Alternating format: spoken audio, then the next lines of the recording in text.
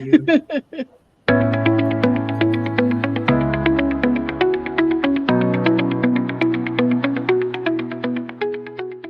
Oh, Foxy, it's your birthday. Not for real, real, just for play, play. This is Cree Summer, and Moana Nui will be right back.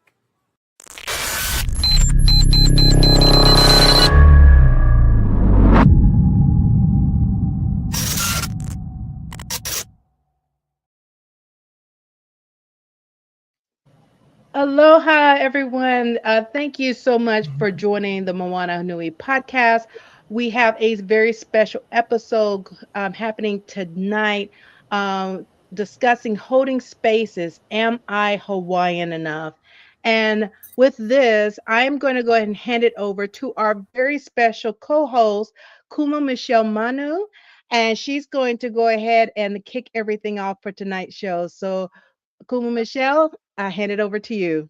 Mahalo, Dana.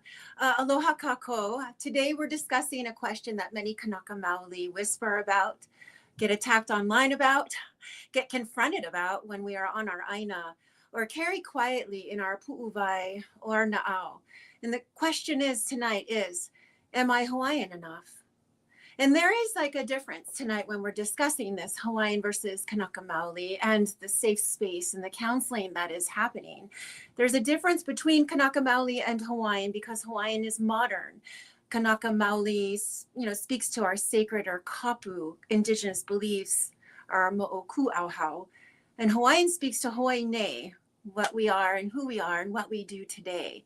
So Hawaiian culture today holds everything, ancestral beliefs and Christianity, kalo and plate lunch, Kanaka Maoli sovereignty alongside U.S. governance and military presence, maluhia inside occupation, and the daily reality of non-indigenous systems forced onto our aina. So today I just want to open up and welcome the Kanaka Mano Wahine we have here, our prominent, beautiful panelists that are really spreading our culture and really living and really embodying our ancient ways in our modern world. And so I would love to turn it over to Ipo now to go ahead and introduce your team and what you're doing and where you're doing it and how this came about. Ipo. Aloha kumu. Mahalo so much for that intro, for your time, for what you do, and for having us on today.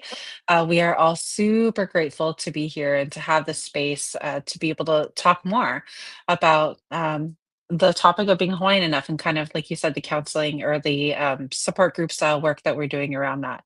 I think what I'll do is I can give just like a really quick intro into who I am. And then I think the intros for the others come best from them themselves. They have such a rich background that will help to provide more context for the work that we've been doing. So, aloha kako, I am Ipo. I am Kanaka Maoli, born on Oahu. My family is from both Kauai and Hilo from Hawaii Island, but I was raised in Southern California. I've moved around a bunch. I was really privileged to be able to grow up in the Halo and to dance hula and be in a Pacific Islander community. However, this is kind of like the spiel I always give. Even though I had that privilege, which was a privilege, I also struggled a lot with my identity and racial imposter syndrome. And it wasn't until I started moving around the continent and meeting other Hawaiians who were generationally of the Hawaiian diaspora, so those who were raised exclusively away from Hawaii, did it start to click that there was something more that we could do to be able to connect each other to one another and to Hawaii itself.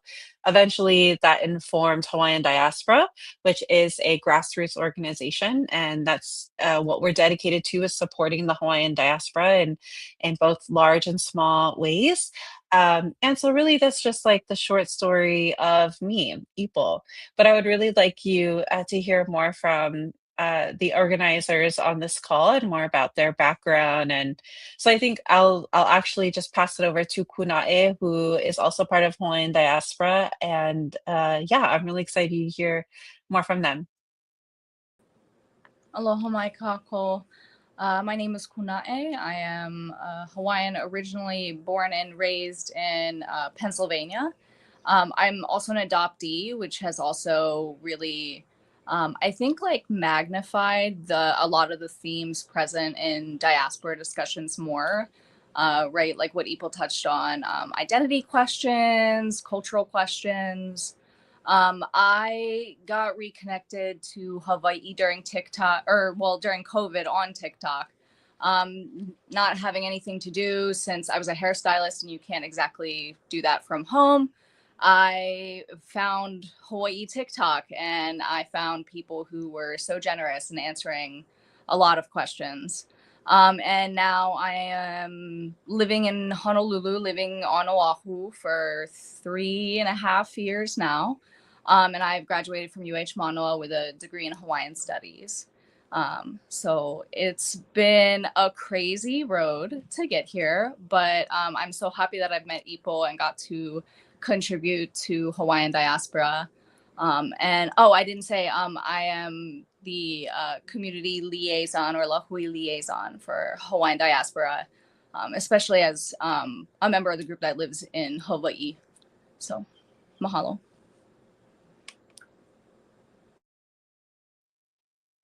Mahalo kunae. And I would next like to invite Kamakanoe to introduce a little bit more about herself and the work that she does. Aloha kako. So good to be with you all. My name is Kamakanoe Ornellas. I recently started going by my Hawaiian name that was given to me through the many generations of the women in my family, because that's really who I am. And I was born and raised in New York, actually. My dad immigrated to the East Coast from Hawaiian homestead land on Molokai, and he came for school and then didn't leave for the next 50 years. So I grew up on the East Coast and to a Midwest English, Irish, Scottish mom. And so being mixed has just been a big part of my life and my journey, and always feeling like I was disconnected from my heritage, primarily my a Hawaiian heritage. Even though I was able to go back to visit often with my family and to see my family, I'm a fairly like white assuming Kanaka, and often felt like I was an outsider. Even though nobody made me feel that way, I just never quite felt like I belonged. So it's been a huge journey of mine being able to recognize and work with my own feelings of like, am I Hawaiian enough? That was a whole journey. And that journey actually brought me to counseling. And so I've been a therapist for the last 15 years, and I primarily support mixed and BIPOC folks who are really wanting to work with intergenerational and historical trauma that often lives in our body. And through both that counseling work and then my own healing work, it's just been such a joy and a passion to support other BIPOC in this work. And then in the last, 3 to 5 years, really working with other Kanaka Maoli to work with their own shame as well, so that we can all reclaim our culture and our heritage. And my hope is to actually really join the fight for sovereignty for our lands and for our people. So that's what really brings me to this work and why I'm so passionate about it, and really passionate about like liberation work in general. So how do we, as oppressed, peoples and descending from oppressed peoples, reclaim our lands and our sovereignty together? So thank you so much, and kick it over to Anela as well, who I'm so happy to work with. Mahalo, Tita. Aloha mai kako. It's so lovely to be with you all. My name is Anela. I'm of the Ohana Barboza, and I live on Mokuo Keawe today. And I was raised in Northern California. So my parents are actually from the Vietnam time. My dad went away to join the Air Force. My mom went away and went to school in Hayward. They met, and so I was born and raised away. A couple of my cousins are also like from the diaspora, but by and large, the rest of my family was still at home. So when I was growing up, I was one of those kids who was assimilated into white culture and then got to spend my summers at home with my grandparents. And got exposed to all the things home in this really like bifurcated kind of dual reality type of way, where when I would come home, if I just never said anything, then no one would ever know. And if I came home, if I came back to the continent, if I said the right things, then maybe nobody might know. Yeah, or at least if they were talking to me on the phone, they wouldn't know. So I kind of spent the whole my whole life thinking that I was one of those people who was just all by myself out of my own little moku, just trying to blend in with the rest of whoever was rolling around in the land and the dirt where I was. And it's really only been after my kids got to college age, they both decided they were going to come home. And so they both left the United States and came over to come to school on Oahu. And that made everything possible for me to really explore again in my Hawaiian Enough now to come home. So I made the trip in 2022, and I've been here now living in what's my family home. My mom came home about 20 years ago, so I moved home and now live here. And I would say that this like exploration of, am I Hawaiian enough? It's like something that had to brew quietly inside my na'au all my life. You know, I was like a year ago old when I met all of these beautiful like other Kanaka Maoli who are now my sisters and my ohana. I realized, 5 years ago on the Moana that I wasn't alone. There were other people out there who were all over, where I was living in Minneapolis and, all over the world, feeling like, how do we connect? How do we stay tied in with where we come from? And that really brought me into the work that I do as a somatic practitioner. It's all about like finding what's true inside the body, and like living who we are from the inside out and being really honest about that.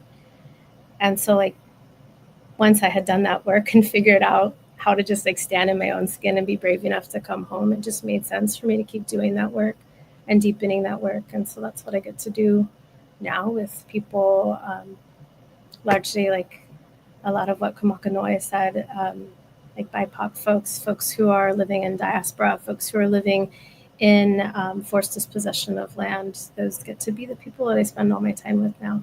And it's really a blessing, and like a blessing and a gift to be with all of you. Mahalo. So Ipo, would you like to go ahead and ask your first questions about what it was like to be contacted by you or each other, on how you felt about holding space, what that meant? Were there any hesitations or boundaries or conditions that any of you felt needed to be there before you agreed to do this and step into your kuleana? Mahalo, Kumu. Yeah, yes. I would really love for everyone to hear more from Kamakanoe, Anela, and Kunai about what came up for them. I will say, when it turns out we were all at the same time thinking the same thing. So we all met at at different times, but it turns out that like through the similar conversations we were having, this question kept coming up that was like, is there a support group for this kind of thing? Like, should there be? What does that look like? And so, us as Hawaiian diaspora organizers itself, we had thought, especially me and Kunai and another, because Kunai is one of our founding members, and we have another founding member as well.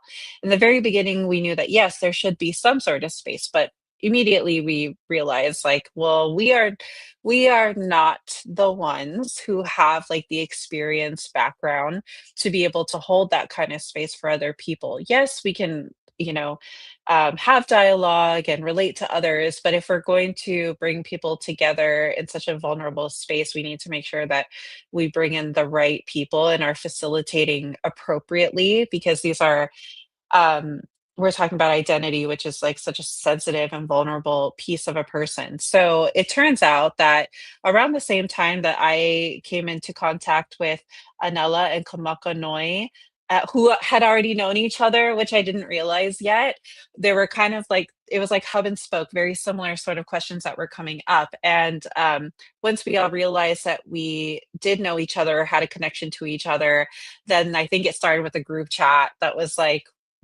what should we do? And so then we had reached out to Kamakanoe and Anela and got like, as well as some folks from their spaces like Ulele coaching and some of our volunteers at Hawaiian Diaspora. We got on a Zoom and we were like, what is this? How should we do this?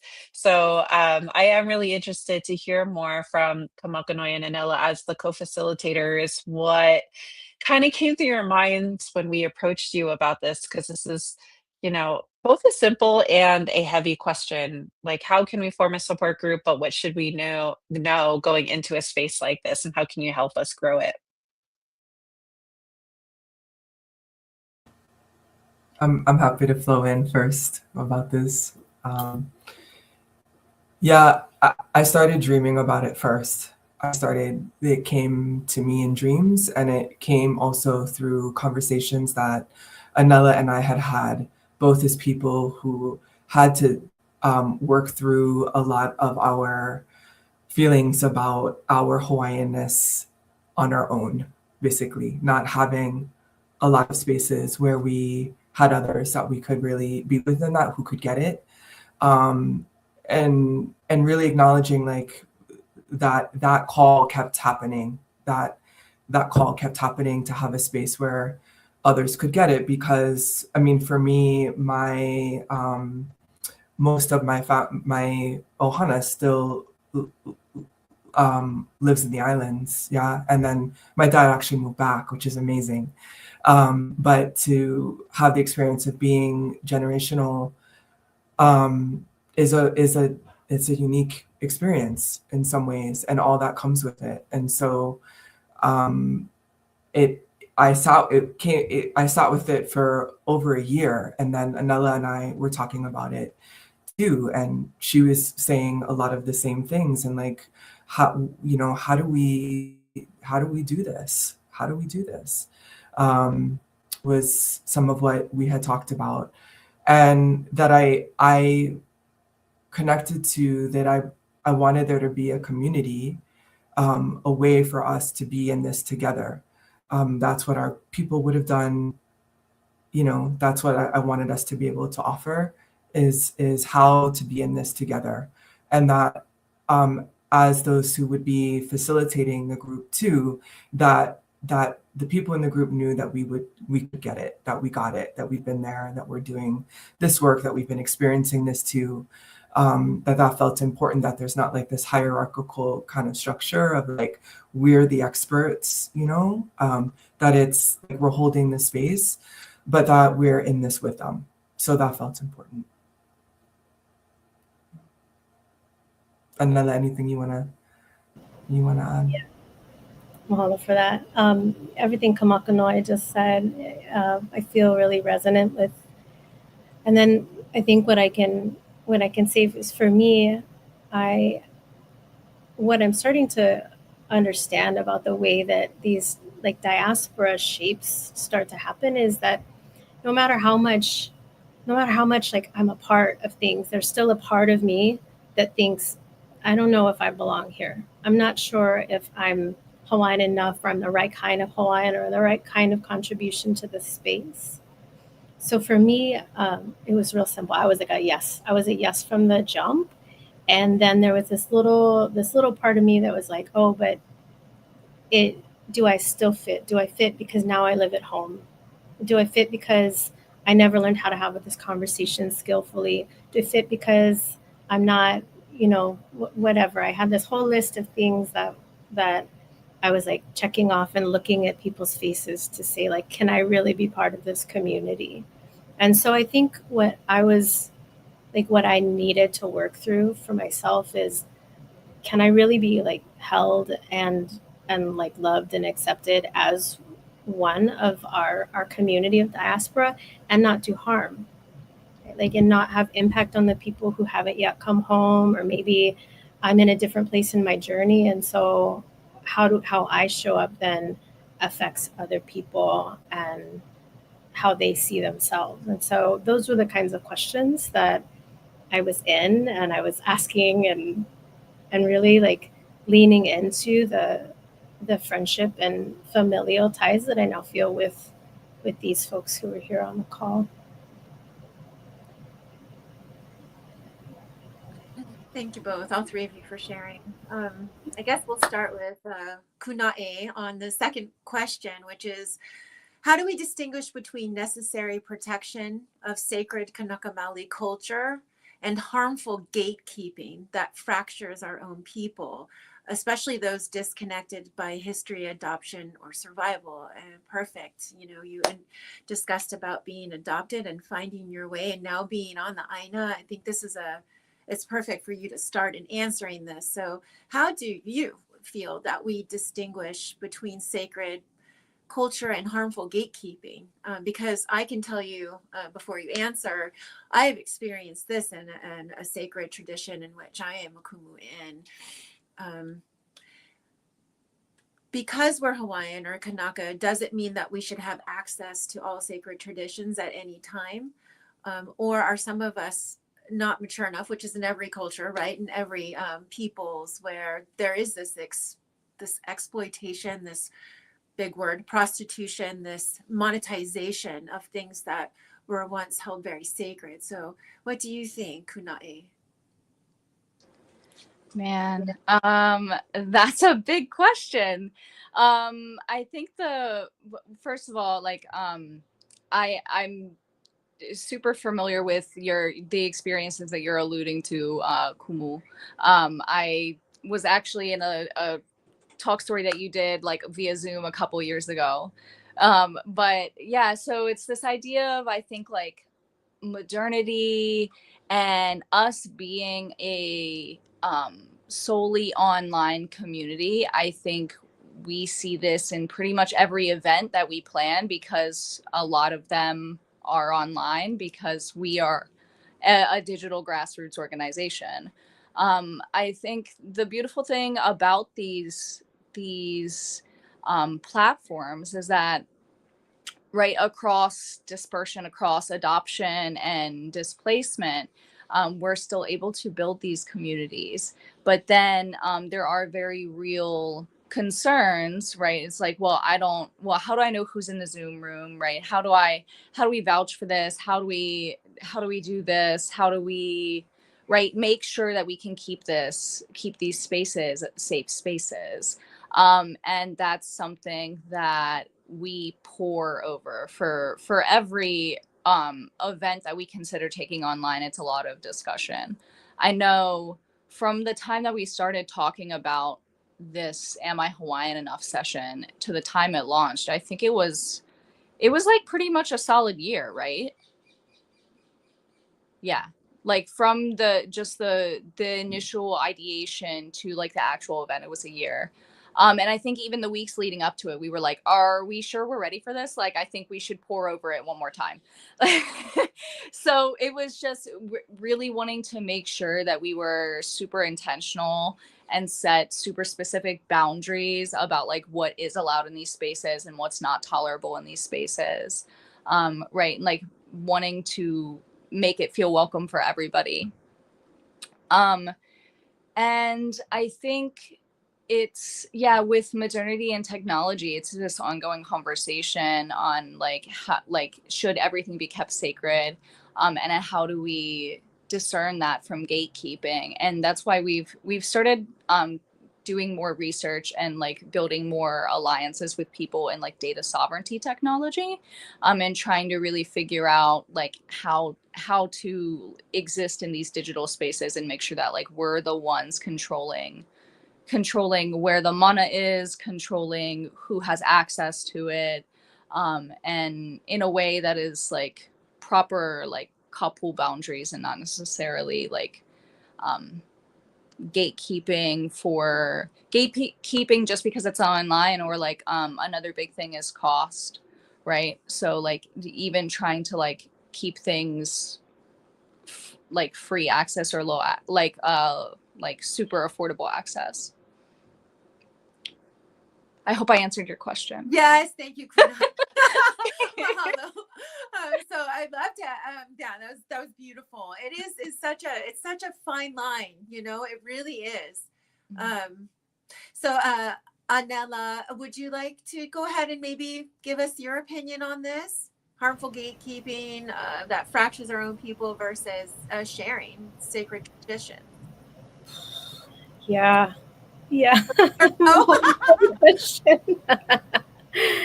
Yeah, you know, so I grew up in the 90s. Yeah, the 80s and the 90s, and it was before internet came along.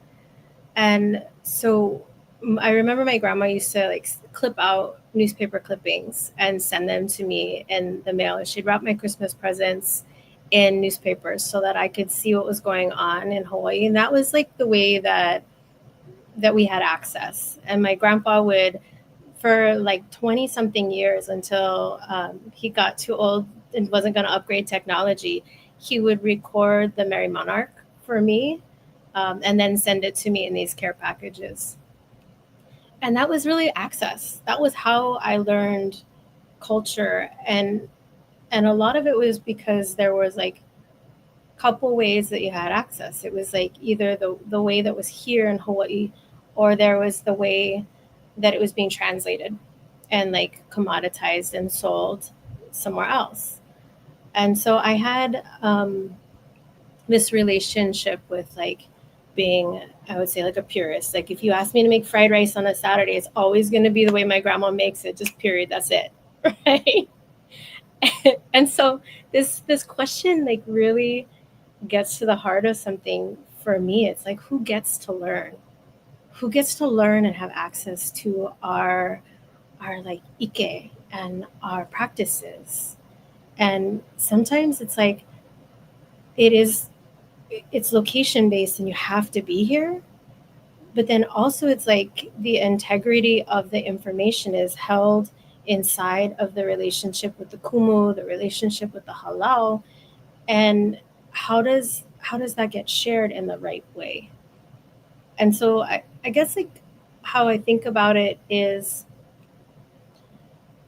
because I don't know the answer, I'm like wrestling around with things like, how do people get compensated for their energy and their investment of time and their investments of students so that they can be fed and taken care of and their health can be well? And then how do students get chosen when there's people who have access to live at home and people who can't? When there's people who have access to take off a Saturday and go and spend a whole day in the lo'i, and people who have to work a third job. When there's people who have somewhere where they can go and have their learning needs met in person to learn Ulele Hawaii, and people who only have a book and can't like process a new language that way. And I think like part of what I am learning is that being Hawaiian, it's such a relational thing. Like, and when we are separated from our land, we're also separated from all the people who knew who we were, all the people who knew our families, all the people who knew what we did and what we were good at and what we could contribute to our ahupua'a. And so like, how do we create access and like a soft place for people to come back in? And that's where it feels like that question of harmful gatekeeping can start to really be painful. Like, if you don't know me, then am I not going to be chosen? Or if I can't show up because I'm not independently wealthy enough to buy a home here, then will I not be able to participate? And I think that's part of the kuleana of like people who are doing this work to really like support Kanaka Maoli, to really feel belonging and inclusiveness. Oh, mahalo. So many amazing points. And I think it has a lot to do with our spirituality too. These cultural practices that we call them instead of sacred traditions. It's like if you're in survival mode and you're unable to even make your bills, put food on the table, eat healthfully so that you feel healthy, then these cultural practices really do seem like practices. Then they seem like hobbies and seem like something that's voluntary versus what used to be for our kupuna, right? It wasn't voluntary. This was their daily life because they could. But because of the current structure in which we live in, Aina or off Aina, it's this commercial, commoditized, everything for profit, and eating chemicals. It makes us sick, and we have to focus on paying those bills and trying to feel better and get out of survival mode so that we can even ask these deeper questions. Am I Hawaiian enough? Am I contributing? What's my kuleana? Our kupuna used to ask, oh, who do you malama? What do you answer for? Well, we can't really even answer these questions right now because of some of us that are in survival mode. So mahalo so much, Anela, for giving so many great points. I was like nodding the whole time. So Kamakanoe, would you like to add a little bit here? I don't know if you can, but I'm just putting it out there.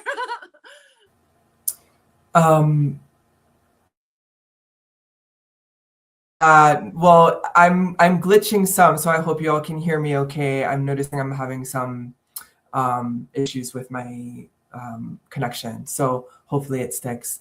No, I think what Anela shared and Kunae also is really beautiful, and they kind of took the words out of my mouth in a lot of ways. I think the piece I'm sitting with is also just the immense kuleana that it is to also receive these learnings. And so as much as it is to offer them, right,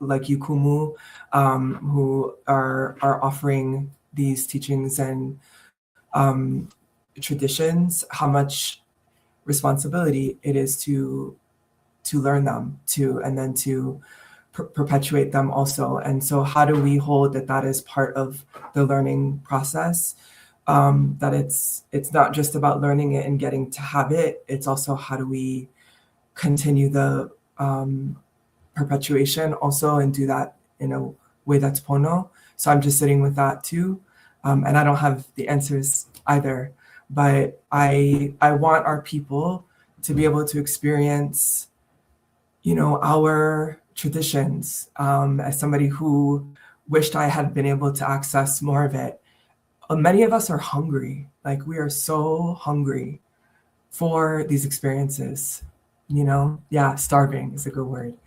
And yet wanting to be respectful, but wanting to uphold this work. And it just feels really complicated. So, yeah, I think that's all that I'll add for now, but thank you for this conversation. Oh, mahalo. I think we all relate here. And Ipo, do you want to add anything to this response? Mahalo, yes, and I mahalo everything that these lovely manawahine shared. I think I would like to add another layer to this, which is that the reality is that sometimes, especially for generational Hawaiians, so when we use that term, we mean those who were raised exclusively away from Hawaii. There are instances where some generational diaspora Hawaiians, like, they don't know what they don't know, right? Like, especially if they weren't raised with the culture at all. And so sometimes we see situations where, and Kunae knows this as somebody who has returned to Hawaii and graduated from Hawaii. Sometimes there really are instances where Hawaiians might, the perception is that maybe they feel entitled to having some of this ike. So that's where, when we talk a little bit about protecting and gatekeeping, sometimes like that comes into play. Um, but I think we just need to have some more grace and curiosity about what is leading them to that place. I think what I have seen, and this is through my own conversations that I have had with Hawaiians all over, that from both Hawaiians who have returned home or Hawaiians who are on the generational diaspora side, and then Hawaiians who are born and raised in Hawaii who are receiving these Hawaiians. And I've heard these situations where, especially for those who go for school, maybe they live their most of their adult life away from Hawaii, and then they get a chance to be in Hawaii. And again, if you have a Western kind of perspective or framework or lens, it is really hard to take that off. Again, they don't know what they don't know, and so sometimes that ends up in a little bit of tension. And so I want to acknowledge that that does happen. I'm not sure that I would say it happens like as often as maybe some people might presume, but there are situations. And in those situations, in the tough ones, I think that having again some grace and curiosity can go a long way, because most of the time, because I've also heard from those who have admitted that that was them and then they came to another side of the situation, was that it just took time, and it just took people who really sat with them to say, hey, I understand that you don't know like some of these protocols, you don't know about like the ways that we go about things here, but I'm going to hold your hand and I'm going to walk you through this. And it just took them some time to settle into it. And then later with retrospection, they admitted to, like having to come around to that. And so that's just not something that we talk enough about. And because I don't want to give the impression that it doesn't happen. It does happen. And there are reasons for that. But instead of our community kind of like dismissing the situations and writing them off as entitled or whatever it might be, again, I think it's like grace and curiosity that comes into place. Otherwise, what we end up with is a situation not unlike the situation we had on social media 6 months ago, where there was a really popular creator who was on Instagram and making some very strong comments about generational diaspora Hawaiians who very much feel like entitled to this ike and this knowledge. But it came off as, if you don't act in a certain way, you will be kind of written off. And I don't think that was appropriate way to go about it. And I've had conversations with this creator, so I know that we are actually having a dialogue about it, so we're getting through it. But I just wanted to add kind of the other perspective in situations where there sometimes is tension, and we'll get through it. We're just kind of getting through the messy part where, it's the guts on the table thing, right? Like we just need to acknowledge that it happens and that we're going to get through it as long as we keep having more safe discussions like these. So, mahalo. Oh, mahalo, Ipo. So this brings us to the third question, which you've already touched on now. What is one way we as Kanaka Maoli or our allies may unconsciously replicate colonial harm when we question whether someone is Hawaiian enough? And so there is some entitlement that I've also experienced by potential haumana that apply to study Lua. They feel that if they don't get it from me, they can jump around or actually, learn from two different kumu. They're not aware of the unwritten protocol between different kumu and olohe in the Lua community. How do they know? They don't know. Initially, it's a real big thorn, or as usual, having to explain that in our Maoli times, kapu meant sacred, not forbidden. And the way of kapu was through what Anela said is integrity.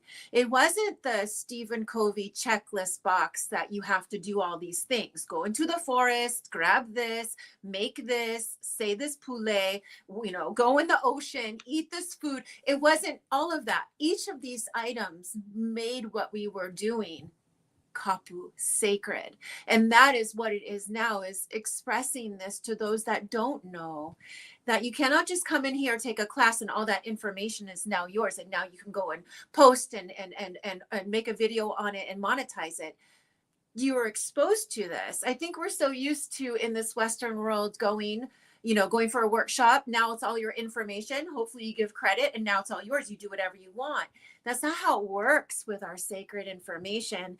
I think once, like Ipo said, you explain it, some don't come around. Some don't go through the process and they leave. And that's okay, because they're not worthy to learn this. And that is a proper way for a kumu of any sacred tradition to make sure that, we're being proper and protecting the information. But there are those that come around. So what have you found to replicate colonial harm when you are dealing with us in the diaspora, or even when you're back home, when we're determining if someone is Hawaiian enough? Who would like to go first? I see Kunai moving. I don't know. Are you unmuting? Okay, Kunai, you did it. You could go ahead. I moved too much. I think so. This kind of plays in with like a lot of the mana'o that I had from the previous question as well. I think a lot of the time, and kind of touching on this tension that Ipo was mentioning, I think a lot of the time, some of the times, people expect like things to be done in the traditional way, but we are not living in traditional times, right? It's like not traditional to have over half of the Hawaiian population not live here, right? It's not traditional to like not have most Hawaiians fluent in 2 or 3 or 4 languages, right? Like, so I think like I understand some of the traditional ideals, but I also think sometimes it's like it's not traditional times. You know what I mean? Like, so sometimes there is just like, I guess you could say things that just change with generations. And the one thing that I'm thinking of is like, I went to a cultural workshop a couple months ago, for, a type of hana no'eau that I was very interested in. And like one thing that I had learned from my friend, who is in hula and a couple other things, she's like, not everybody did every hana, right? Like you weren't the lawai'a and the kapa maker and the hula dancer and the oli specialist and you did lua and you did this. No, like you usually had, your family had one specialty. If you had enough branches, maybe they were like sister specialties, so it was synergistic. So aware of that, I still like just really like to try new things and new pieces of ike to just it like soak it up like a sponge and just cherish it. And I remember in this workshop, the kumu said, okay, traditionally when I learned this, you were not allowed to ask questions. I will allow you to ask questions.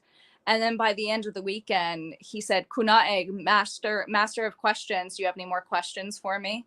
So, and it wasn't even pejorative. It was very like he was just kind of teasing me about it. But so I reminisce on things like that when I think of like the way that our traditions and the way that we handle our traditions have changed in modernity. Yeah, like that. And that's just where my head was going as we were talking about different traditions. No, I love that. And it's true, because our kupuna were very innovative, right? So they would be here on Zoom with us, right? We are, on our electronic platform, and they were just brilliant. And so we are them now, and we're operating and doing our best, and they evolved, right? It never stayed the same. So thank you for bringing that up. It looks like we lost Kamakanoe, so hopefully she will be back. Until then, I think Anela, would you like to speak about Yeah, this? yeah, mahalo. Thank you so much. Yeah, there's all these different things that come up for me, and at the heart of it, I feel like the word credentialing keeps coming back and back and back. The ways that we quietly look and evaluate at each other and ourselves. Like, even though we're in this question of, am I Hawaiian enough? I can feel it in myself and in the conversations that I have with other Kanaka Maoli, where we're like, are they Hawaiian enough? Right? Like, who really is Hawaiian enough? And how do we what are the not so subtle ways that we check that in other people, right? Like, where did you grad? Where were you born? Who's your grandma? Right? Like, do you know how to olelo? Did your family keep its homestead? Right? Like, did you ever live here? You know, all these ways that we start to look at how we how we create a hierarchy of who's Hawaiian and who's not Hawaiian. And then this whole like concept of like being Kanaka Maoli and being part of local culture is another thing, right? Like if you eat the foods, or like if you know people who are like, oh, so and so said that I'm more Hawaiian than Hawaiians, and I'm more Hawaiian because I'm Hawaiian at heart, right? So these are like these ways that we reinforce. Hey, Kalamai, am I stepping in it now? Here we go. All right, let's go. So all these ways that we reinforce proximity to this like image of what Hawaiianness is supposed to be. And if you're not that, then you're something else, right? You're in that something else category. And then you don't matter, right? Like I've been struggling these last few months about like, oh, I'm kind of like a kupuna in training now, right? I got my training wheels on, but because I wasn't raised here, like what mana'o things like matter to Hawaiians? Like, what do they want to know from me? I didn't come from here. So there's like teachings that feel like I'm somehow like I should have known already. And because I didn't know, like I missed my window. And it comes out in the ways people are like, oh, how come you don't know where this is? How come you don't know where that gas station was? How come you don't know that this is the rules of where you're supposed to go with your canoe? Right? These kinds of things are like day to day. So it feels like there's like the big ways that we create harm and colonial violence against one another as products of our own experiences of being colonized people. And then they come out in these like just small everyday interactions between people who we love and care about. And then we just carry it around because we don't quite know what to do with it. Yeah, I think that's what I got. Mahalo for that. It brings up memories of being called the quintessential Hawaiian girl. Oh, you hula, you surf, you teach lua. Oh, look at everyone looks like you. You look like everyone else. So these are some of the hurtful things that other Kanaka Maoli say to us because we're diaspora and Western educated, yet working in our cultural traditions. So our sacred tradition. So very interesting. Thank you for bringing back that reminder. But it's relevant right now. I feel safe sharing that here, how hurtful, right? Especially when it's said in your home and it's said to you, makes you want to cut all your hair. And, and that's another thing, the neck tattoos and the knuckle tattoos and being 320 pounds. Just look at the way we portray our goddesses. They were healthy and chiseled, gorgeous and feminine, embracing that loina, wahine, the feminine principle. So we need to not be ashamed of what we look like, and we can still scrap, right? I mean, even if we're healthy. So that's always important. Not that we want to, right? But Ipo, would you like to add to this? Mahalo.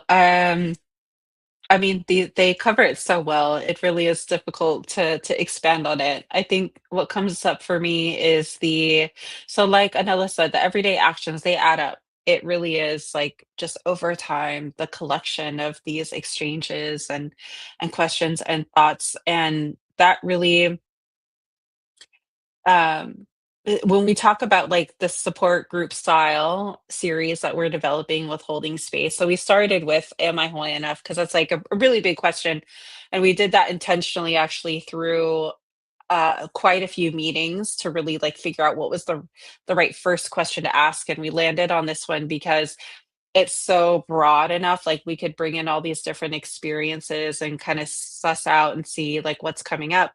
And what we realize now is that all these little everyday experiences are adding up to like these different kind of, if you were to categorize them, these different experiences that come out to different categories or labels. And as a result of a Western colonial lens. And so, what moving forward we are going to do is we're going to host these similar holding space conversations that are going to be dedicated to these different things. So example of that is like presentation, like that's something that came up in our group was how I look versus how I feel, that racial imposter syndrome. Like Anela touched on and you touched on, Olelo is another one. Hawaiian names is another one. Like there's so you could just like pick any one of them and they are as a direct result of the Western colonial perspective. So so there are many ways that we ourselves as Kanaka and as our allies and advocates can intentionally or unintentionally cause that harm. And obviously we know that the bottom line is history and generational trauma is why we end up inflicting that lateral hurt onto others because we are also victims of it. But I think like some of the ones that stick out to me the most, for me personally, is presentation because it's something that I have dealt with all my life. So that Western perspective of how do you look versus what I expect, and it doesn't line up. And then, of course, that can be further dissected into blood quantum, huge topic. Obviously, we're not getting into that now, but that is a huge issue and struggle in our communities. And then I would say specifically for diaspora or generational diaspora is the Western assumption that, or tokenism, I guess, that if you relate to Hawaiian ethnicity, that you are all the same. And kind of like Anela touched on earlier is like, well, if you're Hawaiian, you should know what I know, which can come down to like the very specific gas station and or where you grad. I get that all the time every time I visit home, and it's so interesting because it's not by anybody's fault, but just naturally that question will come up and I'll say like, oh well, I didn't go to high school here, and they're like, oh.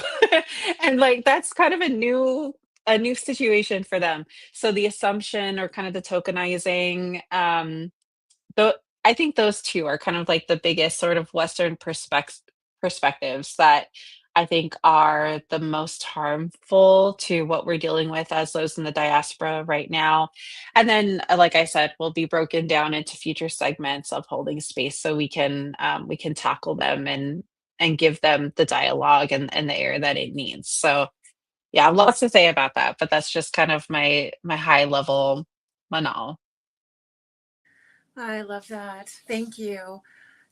This has been such an amazing 52 minutes with all of you, Mana Wahine. I want to just open the floor now for any of your final comments on this topic of, are we Hawaiian enough?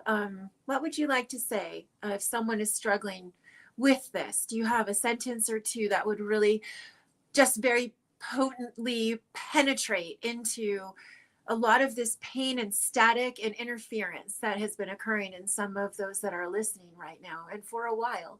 So Kunae, can we start with you? Yeah. So if the question is, am I Hawaiian enough? The answer is yes. We chose the title kind of as a rhetorical question. Like it was never intent on like answering the question, well, you guys are, and you kind of are, and you're not. Like it was really just to get to the heart of like the people who need this will resonate with us, who also resonate with this, of asking ourselves this question every day. So yeah, the answer is yes.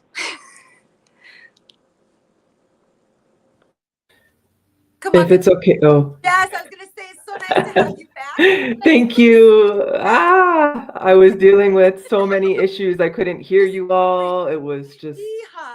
Breathe. So yeah. Thank you all. The pieces that I'm sitting with is like nobody gets to decide that for us, right? So that doesn't come from the outside. It comes from in us. We get to decide how much of our Hawaiian heritage we connect to or don't connect to. That's up to us. Our Hawaiianness, that's up to us. Nobody gets to decide that for us. And so I think that's important to name. But I mean, also I just sit with like, it's, you know, my hila, right? Like it's time to not be ashamed. We need to not be ashamed anymore. For those of us who have struggled with that, I'm not speaking for all of us, but for many, and many who I've talked to, who are generational diasporans, that is something we've really struggled with, often too, because of like the impact of assimilation, and our history, right? Our history of being told for generations that we're savages, or we're you know, we're not worthy, right? We're not worthy. So many of us have been holding that in our bodies, and it's time, you know, it's time. So Beautiful. Yeah, it's in our DNA, you know, what our that's mother right. and our kupuna, yeah, and religion, right? Exasperates that, especially as well. Hugely, Yes, hugely. Yeah. mahu and olive. Yeah. So wonderful. Thank you, Kamaka. Anela, would you like to go ahead and give a sentence or two? Thought? Yeah, mahalo. Just mahalo for creating this space too and inviting us in. This feels just, it's like everything to be able to be here today. And what I would say is, like, sometimes it takes a lifetime. It didn't take a single moment or a single one of our lifetimes for colonization to happen, for us to get to the point where we can feel so alone and so um, disconnected or so outside. And so it's not going to take just a single moment. But what we can say is, like, each time we find each other, we're taking one more step towards reclaiming, and one more step towards like our own sovereignty, for all of us, for us as Hawaiians to be able to connect and find belonging and find those stories and find those spaces where we can really share with one another and be witnessed. That's really what it's about. That's going to be the pathway for us all, is to find community again. It's beautiful. I see you. I feel you. You acknowledge, you know, you exist. I'm here for you. These are things that we need to provide to others, without, of course, taking away from our own personal sovereignty, right? So we've been told in a colonial sense that we need to give everything and that we're bled dry, but that's also not the case. That's not how our kapuna operated. So thank you, Anela. And so Ipo, you want to close it out with some advice? I I full-heartedly agree. It's a lifelong journey for some, and that means that that can enter different stages. At least for myself, I know that I am probably in my 3rd or 4th different stage of am I Hawaiian enough? I think, you know, I started off with like, am I Hawaiian enough to even call myself Hawaiian? Which seems like a silly question, right? But like that is actually those are real thoughts and questions and struggles that a lot of us have that we didn't feel comfortable enough to share. Because a lot of people like lexicon and labels, that's another discussion as well. But some people aren't even comfortable enough to call themselves Hawaiian. People with koko, they don't feel comfortable to say Hawaiian, let alone Kanaka, and there are a lot of reasons for that. So that was like one layer, and then I got past that, and you know, so on and so forth. So it absolutely, if it feels like a lifelong journey, that's okay. It's okay that it's taking the time it takes. Whatever it needs to take is right for you. Um, I think I would also add that this is not exclusive to the diaspora. And that is something that finally gave me permission to get into this space, into this work, because after silently struggling for so long, it actually took Hawaiians born and raised in Hawaii to share that I didn't know, those that I didn't know, to share their experiences of how they didn't feel Hawaiian enough for me to be like, oh, so is it okay for me to be questioning? Can I talk with other people about it? So it is, you're not alone, is the bottom line. You're absolutely not alone. And even in the I mean, everybody's situation and lived experiences are different, but even in your own specific lived experiences, there is somebody who can relate, at least on some level, and so, I promise you, I guarantee you that, and so the more that we have these dialogue and these discussions, the accessibility, the community, the more that we're able to finally come together and, give each other this virtual or physical hug and say, like, I know that you're struggling with the question of, "Are you Hawaiian enough?" And, like, "That's okay. Maybe I am too, or maybe I'm not, but I'm here to, like, to embrace you through that." So so I think it's just the feeling and the sense of community and conversation and dialogue that is, like, the single most important healing factor of this very ongoing conversation that we should have grace and compassion for and anybody that's in it. I know there are some people in our community who think that the question of am I Hawaiian enough is laughable. And I've had that discussion with them directly. And I also understand why they have that question. And it's fair and valid in some aspects. But they'll come around to it the more that we have these discussions. So it's ongoing. It's let's just keep having these spaces where we can get into it. Mahalo to all of you. So if you've come to this conversation hoping for a simple answer, obviously there is no simple answer. It's not I or Aole. It's not lava or not. It can be tricky, and it's so very personal to each one of us. So am I Hawaiian enough? It may not be the best question to ask, even though we've all asked it of ourselves and continually ask it of ourselves. The right questions might be, am I in right relationship with myself, the Aina, and with others? It could be, am I accountable? Am I contributing to the future of our Aina, our people, and our sacred traditions, or just extracting or even exploiting in its modern image? If we can ask these questions and operate accordingly, our people would heal the generational trauma within ourselves and our lahui.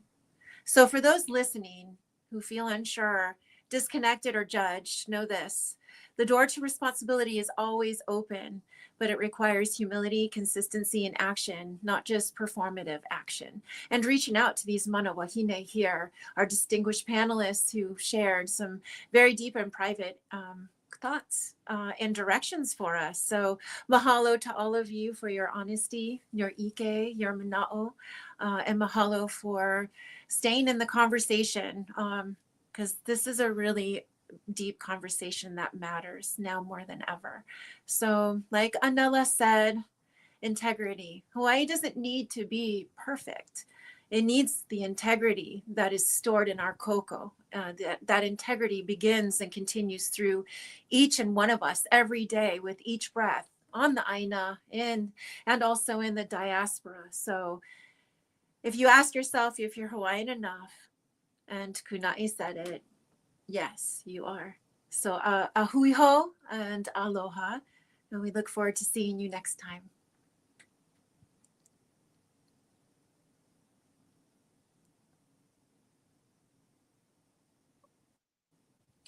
Oh, Kumo, I see we have a question. We do. Yeah, it looks like I see it in the chat, and then I think it might be highlighted right here. It Yeah. says, do you folks think that these conversations are happening in Hawaii to be able to offer that understanding to our ohana in Hawaii? I actually haven't seen any. I don't know about the rest of you, Wahine, but I haven't seen any discussions like this taking place back home. So unfortunately, I'm not sure.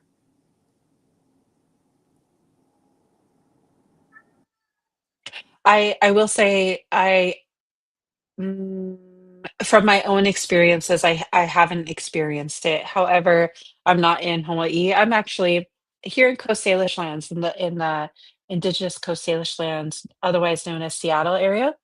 And I think Kunae and Anela are going to have really great perspective on this. Mhm. Um, what I'm actually going to answer on the flip side, that our are we having excuse me, what are we doing to have these conversations to support and be a bridge to those in Hawaii who are experiencing the loss of people who are moving away? I think that's a really interesting topic that actually me and Kamakanoe have been chatting a little bit about is what can we also do to acknowledge what Hawaiians and Hawaii are experiencing in relation to so many of us, more than half of us being away. So, yeah, I'll leave it to Kunae and to Anela on their side from their perspective. But I just think it's something interesting for us also to think about in the diaspora about how we are also helping our lahui over there too.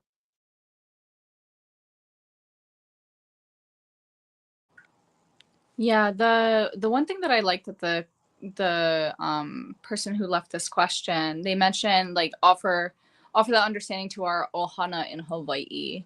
And the topic of like what like of like ohana and what it how it changes, I guess you could say changes its function for especially like generational diaspora, right? Like what does it mean if it's your tutu but you haven't seen her in 30 years?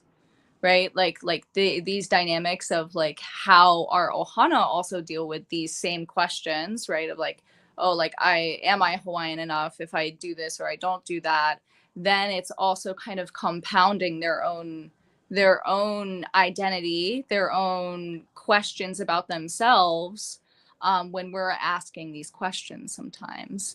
And so that can lead to some eha, um some hurt feelings, or yeah, like it's all like aloha, but sometimes like from personal experience, I did not meet my ohana until I was 27. Like ever for the first time, I met my koko, my ohana Hawaii, when I was 27. So like meeting people when you're an adult with a fully formed frontal lobe, right? like you're an adult, like past 21, past 23. It's really interesting to meet these people like later in life, and like you have an idea of like how you want to support Hawaii, or you have an idea of like how you're going to contribute to the lahui or contribute to the community, and like what type of job you want to have to exert your Hawaiianness. And then sometimes other people have very different opinions on how they've chosen to exert their Hawaiianness, and what they think is, I guess you could say, like beneficial, or justified. Yeah. So it's a really big, it's like even part of a bigger question. Yeah, because like having these conversations with individuals in Hawaii, Hawaiian born individuals in Hawaii, those with diaspora family, or those who just have diaspora friends or people who have come home, or they've met a couple people who have been displaced. Yeah, and I think it's the goal is to try to have more of these questions.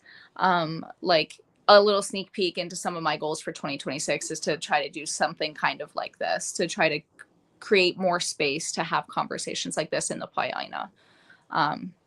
But yeah.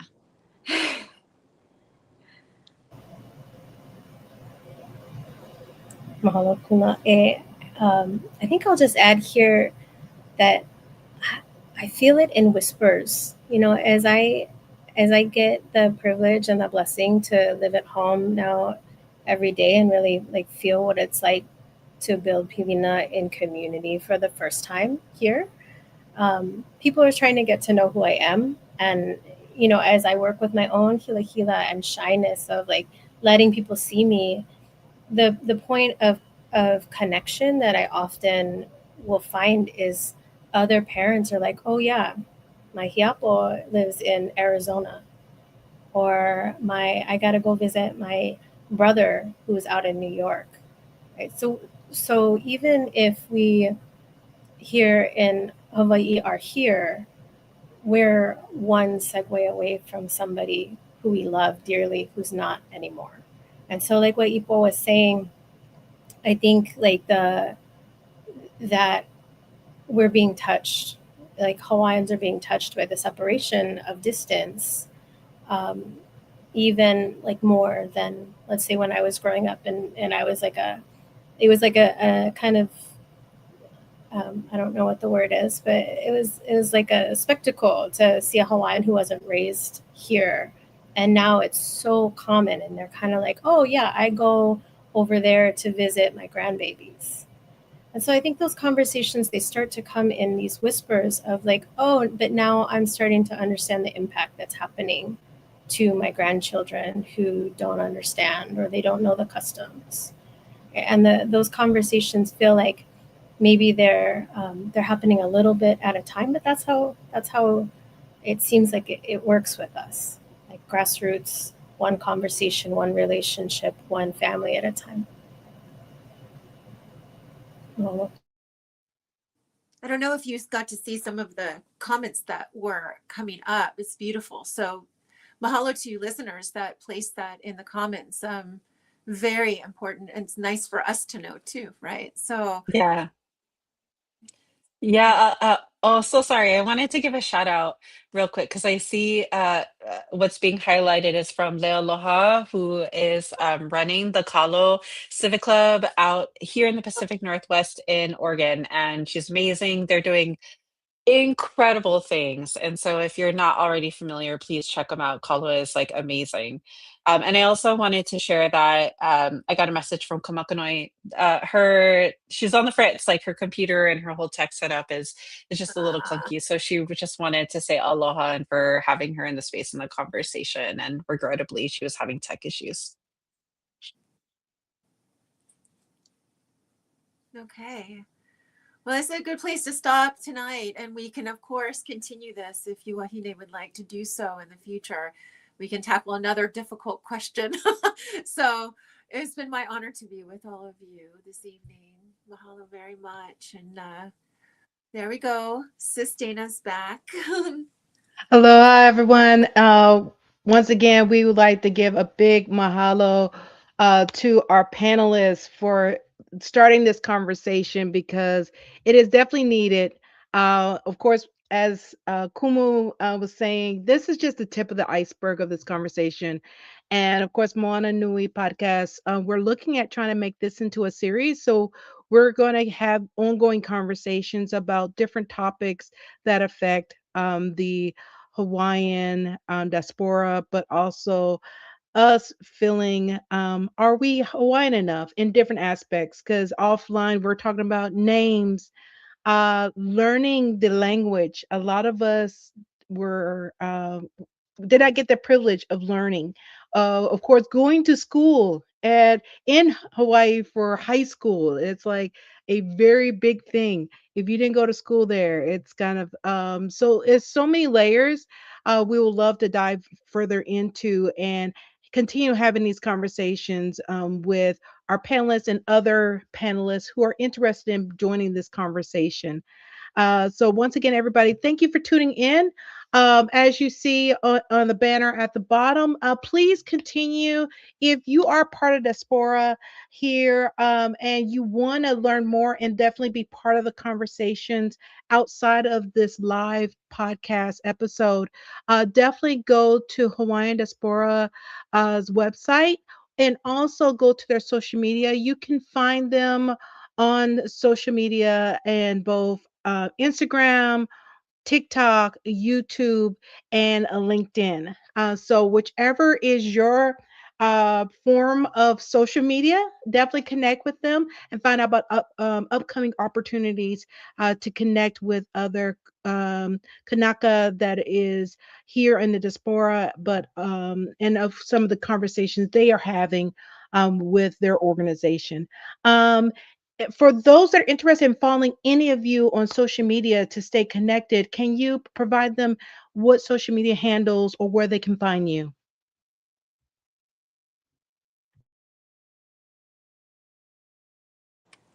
Yeah. I am on Instagram and TikTok as Third Culture Kanaka. All one word spelled out. Yeah. My thoughts are much less organized and much more sporadic over there, but that's how I like my social media presence.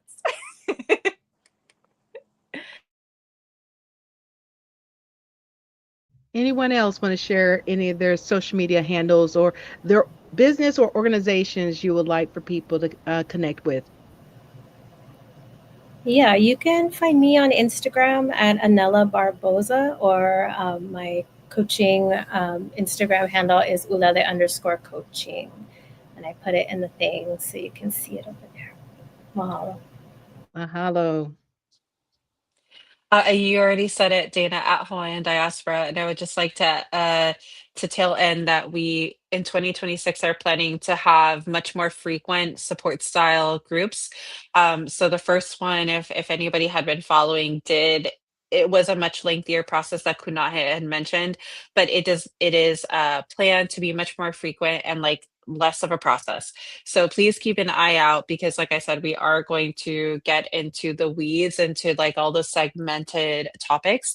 So hopefully there will be a space for everybody more often to be able to connect with others. Amazing. And Kumu. Oh, no. all these beautiful wahine. Yeah, this is the work they're doing, so they deserve to be followed and supported. So, which I'm going to do for every single one of you once we're done here. Yes, love it, love it. So everyone, once again, for those that are on the live, thank you for tuning in. And if you're watching this on the recording, definitely share this information for other Kanaka that are needing this conversation. And definitely, if there are topics that you're interested in Moana Nui covering, please definitely share it with us. You can email us at moananuipodcast@gmail.com. That's moananuipodcast@gmail.com for any topics of interest, especially around the I Hawaiian area. And then that way we can see about getting that scheduled in as future episodes. So everyone, once again, thank you so much for tuning in for the Moana Nui podcast, and to all of our wonderful panelists for this amazing conversation. And you all have a great evening and a great holiday week coming up. So everyone, have a great evening. We'll talk to you soon. Bye, everyone. Mahalo, mahalo, kumu.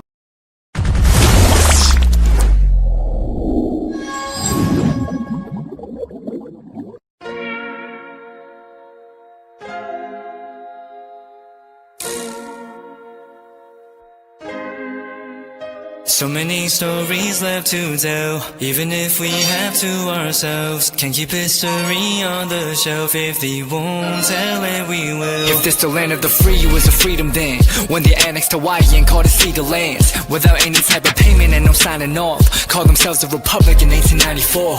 1.2 million acres overtaken from the native Hawaiians. When they resisted, the West retaliated in violence and erasure. The Hawaiian language was banned as part of colonialism's plan to expand, yeah. Stuck between a rock and a hard place. Multiple bombings of Kaho'olawe as a part of their ongoing war with Asia. Used it as a place for target practice. No consent or compensation. Colonizers call for annexation. No work out for all the locals. School will never let you know. So many stories left to tell, even if we have to ourselves. Can keep history on the shelf. If we won't tell it, we will. Too many stories left to tell, even if we have to ourselves. Can keep history on the shelf. If we won't tell it, we will. We will. So if you put Hawaii in a perspective, well, Black and Asian history is interconnected. Considering the fight with the Pacific, then of course, versus Asia, they was treated as a middleman for war, but didn't let the Western colorism run its course, cause dark skin was a sign of dignity to core. The land was taken in the name of capitalism, when prior to it was an actual kingdom. Clap back at the system. Stuck between a rock and a hard place. Multiple bombings of Kaho'olawe as a part of their ongoing war with Asia. Used it as a place for target practice. No consent or compensation. Colonizers call for annexation. Network out for all the locals. School will never let you know. So many stories left to tell. Even if we have to ourselves, can keep history on the shelf. If we won't tell it, we will. Too many stories left to tell. Even if we have to ourselves, can keep history on the shelf. If we won't tell it, we will. So many stories left to tell. Even if we have to ourselves, can keep history on the shelf. If we won't tell it, we will. Too many stories left to tell. Even if we have to ourselves, can keep history on the shelf. If we won't tell it, we will. We will.